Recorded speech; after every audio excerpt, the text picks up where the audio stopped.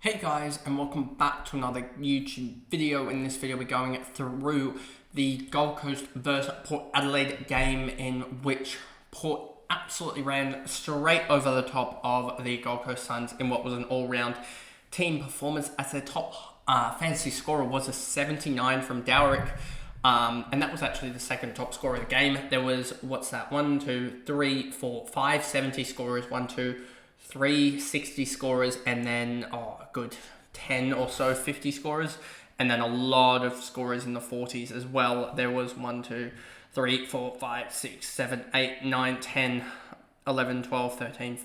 scorers all in the 40s, and that's sort of where a lot of the distribution of points went to, rather than up near the top, which we see sometimes.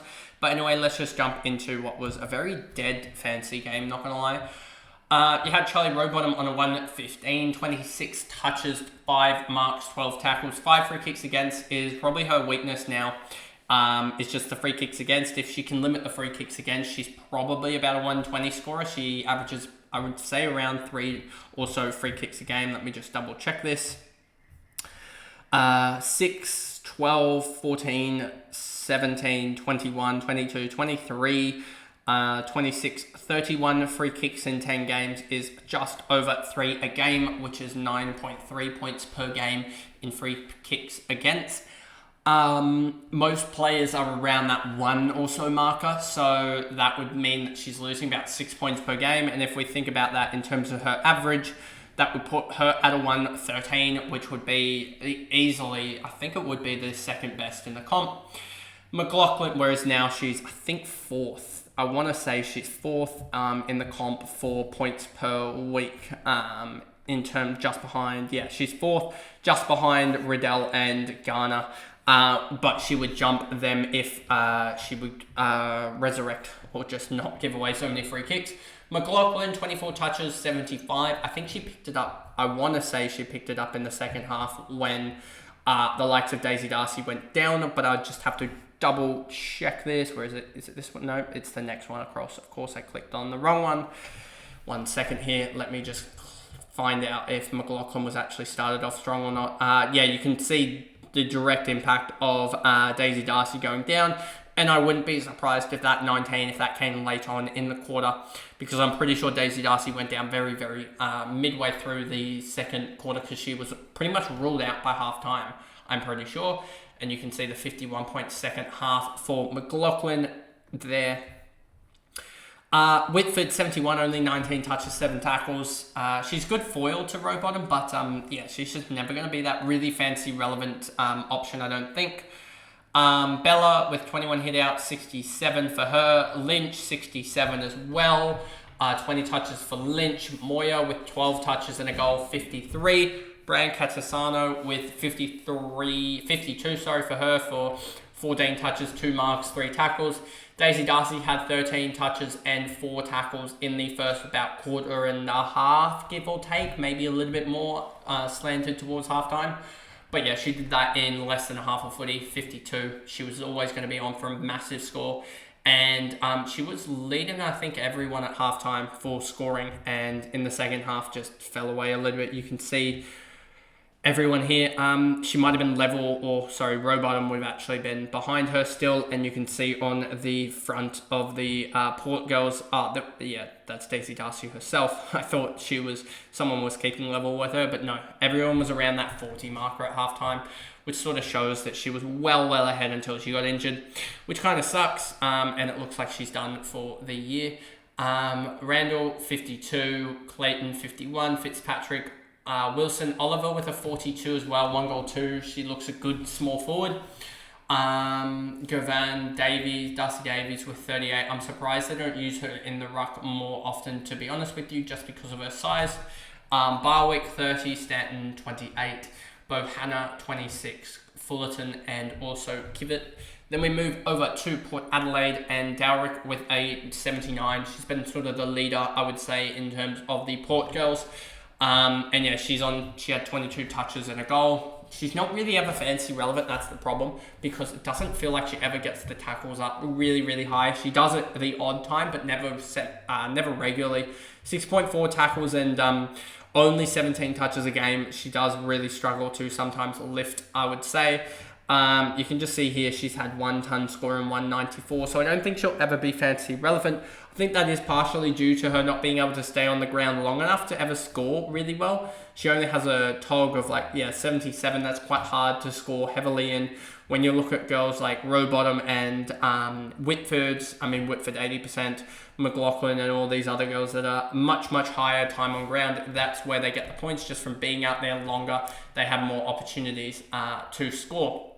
Miller, 78, 13 touches, 4 marks, 5 tackles. Pretty good effort there, alongside 2 goals for a 78. Kirsty Lamb, 16 touches, 6 tackles for a 75.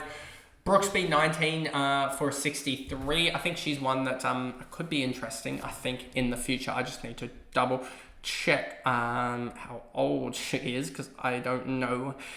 Let's just check this. 19-year-old medium defender. That's a little bit disappointing to hear that she's classified as a medium defender.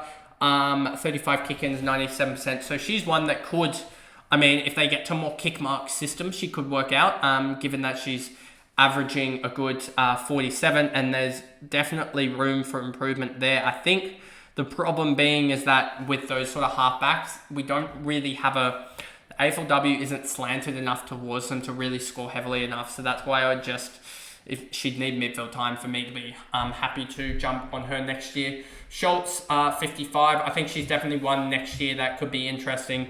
I think she's one that with a full season as a full-time ruck, if we look here at her ruck time, you can see 58%. It went down. I think partially they were trying to save her. You can see her TOG even went down a little bit as well. So I think that's part of the reason. And I don't mind it, because she's averaging 72 next year. She'll probably come in at around that 75 marker or so, 72. If she's priced below 70, sub 70, then I think that would definitely be a go with her. As it will, Nate, I think she's one to take the jump, given that, especially if they don't have Levecki in their best 22. She's just one that I think takes that big jump next season, but it'll just be interesting if they give her more of the role or not, or if they have girls like Levecki there beside her, which could be really annoying for her fantasy scoring ability, because Levecki, if we just scroll down, where is she? She's right here. If we just go here, you'll see exactly what I mean. Levecki just takes this sort of, she only took 8% there. So interesting that she only took 8%, and also the fact that Schultz was still down. But you can see here she's had these games of 30-40% ruck time there, and that's when she really does take some score off of the likes of Schultz. As you see with Schultz's ruck time, she definitely scores her best when she has that high 60s ruck time. You can see in the 2 games where she's gone above 8% or something like that, or the 3 games she's gone above 68, she's gone 114, 79 and 64. So what's that? 178 plus 79 is 256, 257, I believe. Divide that by 3 and you get roughly about 87 or so. And that's like plus 15 on what her fantasy point average is. And so, yeah, I think there's definitely room for improvement there in terms of her just getting more ruck time and solo rucking for Port in the future. But we'll see what they do next year.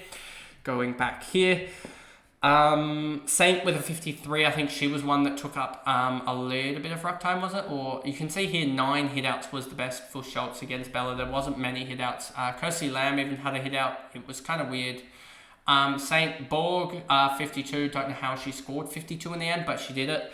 Maloney, Bog, I think that is that Bog, yeah, is it Bogue or something? 49. Wenland, 49 as well. Window, 48. Houghton, 45. Syme, 45.